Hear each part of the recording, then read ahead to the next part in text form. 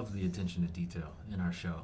I mean, I talked about visiting the vault sets and digging through just random paperwork and things just being really fully created. You know, there's data that is, you know, just made up, you know, just to sort of identify different vaulties and what's going on with their medical records and things like that. I mean, it's really beautiful. Howard Cummings and his team, and Dana Pink and hers. I mean, we really just always feel, I mean, we feel so lucky to be involved in a show that in every frame there's just so much depth to it. It's a global experience, right? It's been around for 20 years, and this game means so much to so many people. And I hope, you know, that what Aaron is saying, that it is, you know, because we tried to tell this original story and the canon that is Fallout with such love and attention to detail, to speak to what you said, and stay true to the origins of the game.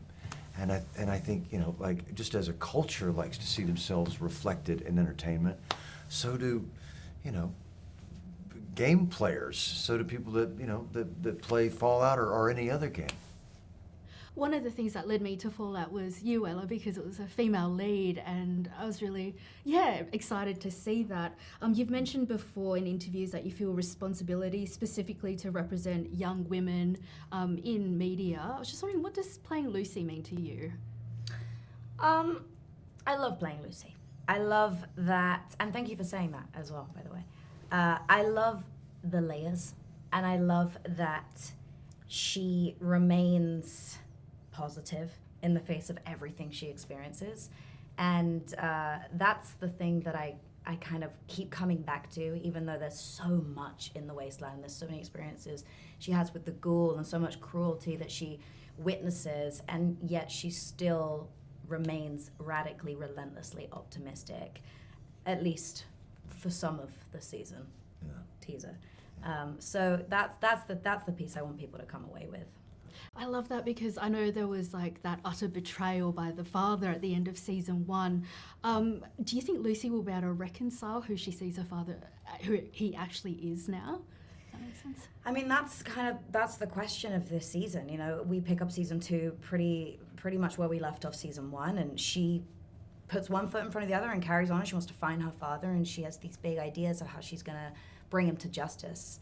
But of course, there's this doubt and this question mark in the back of her head. How could she have been so wrong about someone? You know, she was raised by this man. He taught her everything she knows.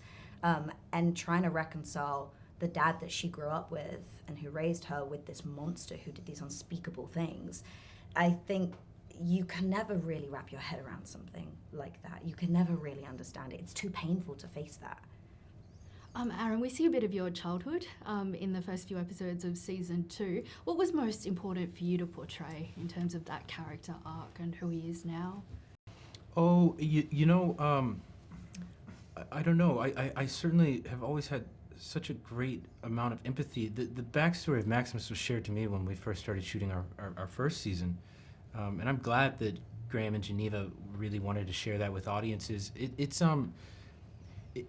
something that was alluded to by Thaddeus, actually. Thaddeus has this whole conversation while refilling Maximus's water tanks when he believes him to be dead and that he's, you know, Nightitis. But it's about being from some place different, and we get to see what that different place was, that Shady Sands life. I think it's just really important to me to always remember that, you know, Maximus is a person who, like a lot of young men these days, is kind of has a different experience in the world. He's abused and he's abandoned by most people that he's ever known. And whether that was their fault or not, obviously, for everyone who will see the backstory, they'll know. But that loss of parents is also abandonment, you know?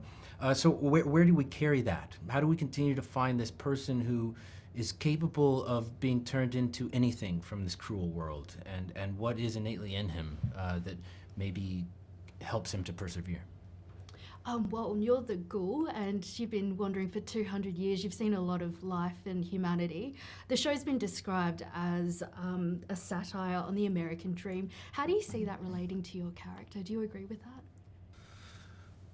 satire on the American dream. I'm Yeah. trying to think how that's connected. Do I see the journey of the ghoul? Yeah, and Uh, Howard and- Cooper, I guess. Yeah, no, I understand that. I'm just trying to think how that is a satire on the American dream. I mean, it's a satire on the wealthy, right? For sure. Absolutely, yeah. The privileged. It's a satire on the poor and the abandoned, right? People that were left on the surface to suffer all of these indignities and all of this pain. I don't know if that's a satire on the American dream. I don't know. Is anything possible? I think it's a reflection of like where we are today, right? And a canary in a coal mine, I suppose, about what could happen with the proliferation of nuclear weapons as a condemnation or a criticism on the American dream. It is a very, very, very complicated, subversive show that talks about a lot of things with satire and with humor. But when there are consequences, there are real consequences. And my last question is just we've had a lot of conversations about different kinds of stories being told in Hollywood. What would you like to see next, and what's really important to you in terms of storytelling? Honesty and truth, and I think Hollywood is on the precipice of something really transformative. I think the proliferation of smaller movies is going to be a thing, and I don't think there's a problem with coming up with new ideas. I think this is an incredible year for cinema. I mean, just the lineup at Venice alone is extraordinary. And what do I want to see? I don't know what I want to see, but I trust that somebody's out there writing it right now.